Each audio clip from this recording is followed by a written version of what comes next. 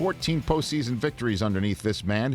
Longtime baseball front office man at Real Ned Colletti on Twitter. Good to see you, Ned. Absolutely, Rich. You too. This is part of the reason why I love this job is I get to meet people like you, and I'm thinking to myself, you know, when I know you're coming in, I'm like, oh, I'm going to ask about this, I'm going to ask about that, and I will ask you this and that.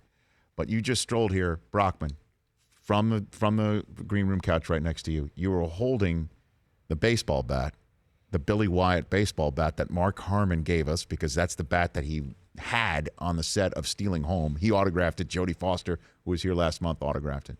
And then you said what about Mark Harmon? What did you say? I've known Mark Harmon, I don't know, 30 years. Rick Sutcliffe and Barry Axelrod, who was Rick's agent, introduced me to Mark.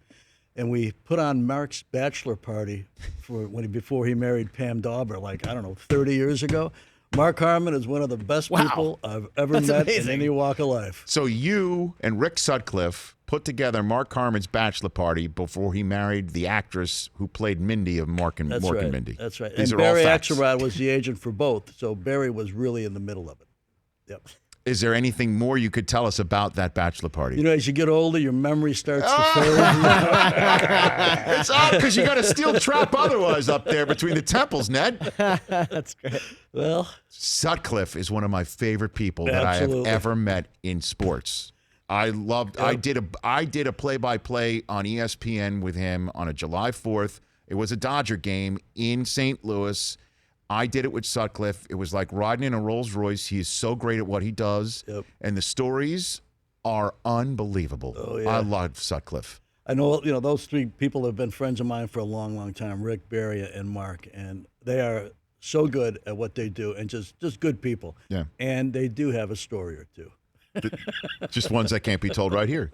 So why are all these trade deadline trades being done well before the deadline, do you think, Ned? I think baseball is in a different spot than it's ever been. I think when you look at how many teams are going to lose 90 games, or maybe 8 or 9 teams lose 90 games, and maybe 3 or 4 lose 100 games, they have no reason to hang on and wait for July 31st. Mm-hmm. Their downside is injury. If you're making $18 million a year, you're making about $100,000 a day. So why not save an extra million here or there? If you can get the prospects you want, you make the move. The parity in baseball, there's the very rich as far as wins, the very poor as far as wins and losses. So what about money? Is there a level playing field? Or the old small market, mid-market, big market teams? I think that, you know, the way it's set up, it has helped. It should have helped parity. But I think if teams get into no man's land where they're spending $100 million, let's say, or $110 million on payroll, and it may win 75 games. Why would you win 75 games and spend $110 million when you could spend $70 million and win 10 fewer games?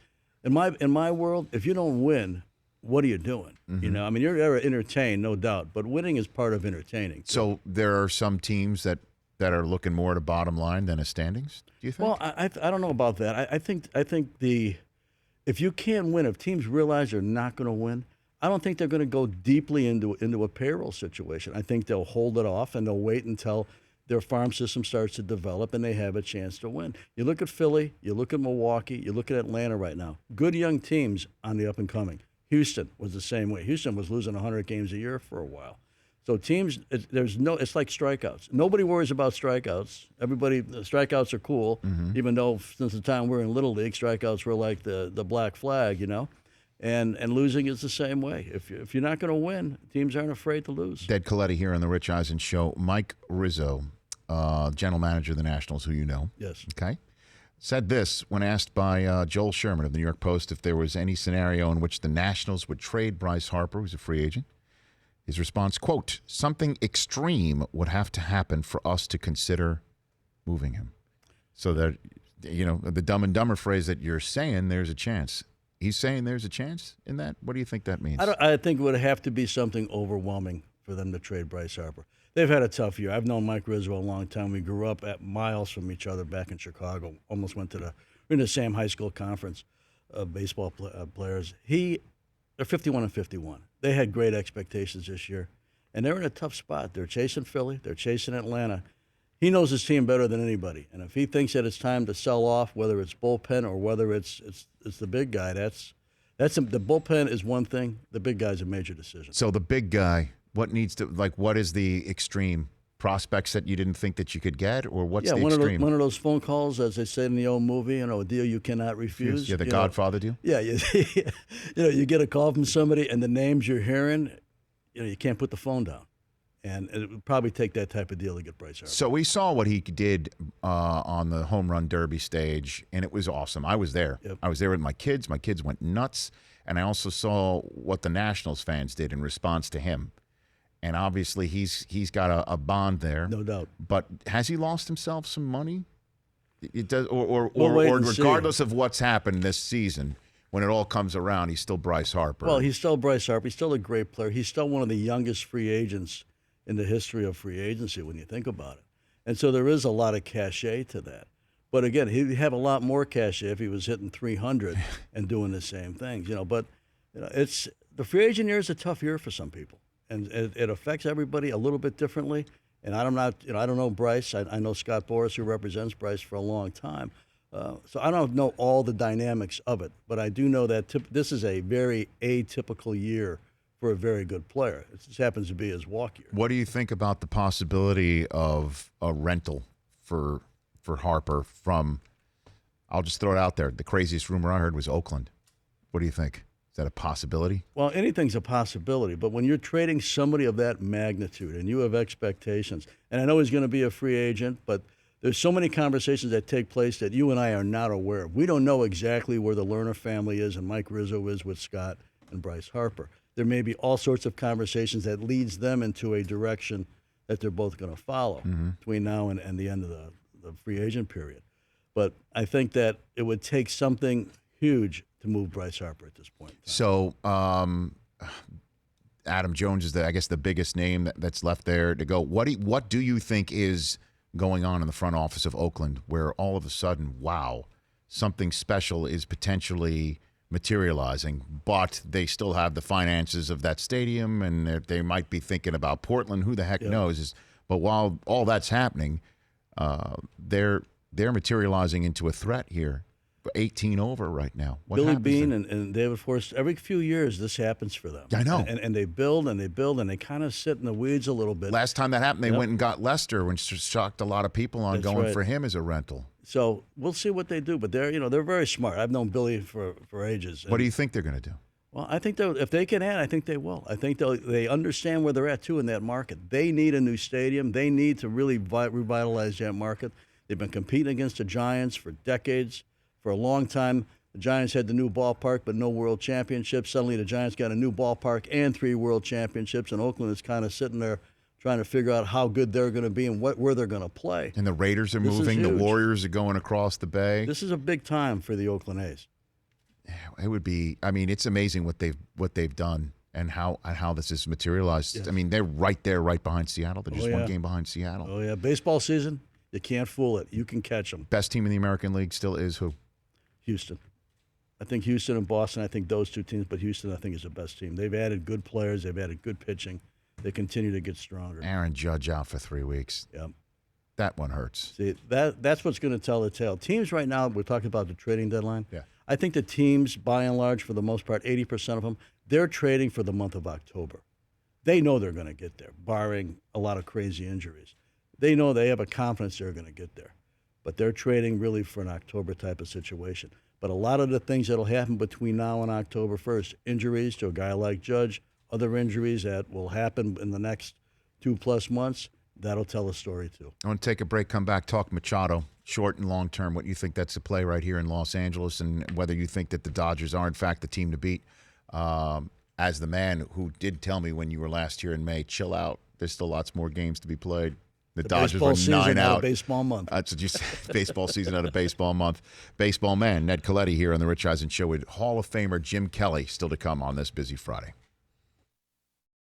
We've got Ned Colletti here on the Rich Eisen Show. How much of a difference maker is Manny Machado in your estimation? You've got a very good team that added one of the best players that is going to get traded, if not the best player that's going to get traded this trading deadline. Manny Machado, tremendous hitter. Tremendous defender, can play 2 positions. I saw something the other day against, I think, Philly, tripled. And typically when a base runner in this era is running towards second base, he'll glance over his shoulder to see where the right fielder's doing. He's got a third base coach down there, but they kind of glance, lose his step. No, he understood. He understands how to play. Then he's on third base. There's a short fly ball to center field. Most people are not going to try it and score on a sacrifice fly on this play. He makes a dash, about 10 feet, 10, 15 feet, full speed, watching the outfielder. Herrera juggles the ball just a second in the glove. Just that split second, he's off and running. He knows how to run the bases. He knows how to hit. He knows how to field. To me, he is one of the most complete players in the game today and one of the best players of this era, and another young free agent. Yeah. Well, is he going to be a free agent, do you think? Or do you think the Dodgers, what's their plan right now? Well, I think he will be a free agent. That doesn't preclude the Dodgers from signing him. Of I course. think when you wait this long, you're going to see what the market will bear. And he's done nothing wrong except to continue to increase his market. Dodgers get to October, which very likely they're going to. Suddenly that stage changes for him too. And the value of a player who is a great player from April till October, and then a great player in the month of October, that's off the chart. So let's go ahead and get the ultimate Valhalla scenario here for Dodger fans. He helps lead the Dodgers to win it all, first time since 1988. How do they not re-sign him, right? How do they not? And if that's a rhetorical question, how do they work the roster to keep him? Who moves where? Well, that's the big question, because you got Justin Turner at third, Yep. and you've got Seager Corey coming Seager back. coming back at short. And those are the two spots Manny Machado plays. One of those two players is going to have a drastic switch in order to have Manny Machado play the left side of the infield. So I'm not sure how that really works. Justin Turner, when I signed him, was more of a utility infielder, could play a lot of different places. Was a little bit of a younger player then. Playing second base is not like playing third base. So you've got a different dynamic there. Do you move somebody to first base at some point in time and move Bellinger to the outfield? But then they've got Max Muncy, who's really played well. There's a lot of moving parts. No, these are first-rate, first-class problems. Oh, I yeah, understand. these are the problems you hope to have rather than looking around and going, who's going to play? But what's your best guess? I think my best guess is they may wait another year and see if somebody else comes free. So let Machado walk? Well, see how it goes. I mean, we don't. The beauty of sports is every day it's like a kaleidoscope. It changes the picture just a little bit. We're not sure exactly what's going to happen today, let alone 3 months from today. But I do think it's going to be an interesting dynamic, and I think he is in such a good place for him, and the Dodgers are in such a good place with him. Does that make them the team to beat in the NL? I don't have any doubt. I watch a lot of games. The way they hit, pitching to me has been mediocre. It's been below average in the league for a while. They are so patient. They make a pitcher throw a strike. They go 1-0, 2-0, put themselves in a hitter's count, and then they do damage. And they run through pitching staffs. On the flip side, their pitchers exploit hitters' weaknesses as good as anybody. They've got the best combination going. I don't know that there's a National League team that can pitch to this lineup.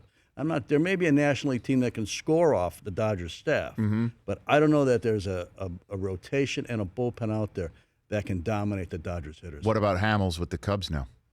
You know what? I sat there and I watched them dominate Dodgers in 08 and 09. We played them in LCS. I sat there and grimaced as I watched him and Chase Utley and Rollins and Howard and Victorino and those guys do damage to us. He's not the same guy to me. He has had a tremendous career. He'll still be able to pitch a great game here and there. 5 starts, 1 will be terrific, 3 will be average, maybe a tick below, and one you'd like to forget. So he's not. You're not acquiring Cole Hamels from 2008, 2010, or when Texas acquired him a few years ago. Very serviceable. Somebody goes down, you got a big league starter who knows how to pitch.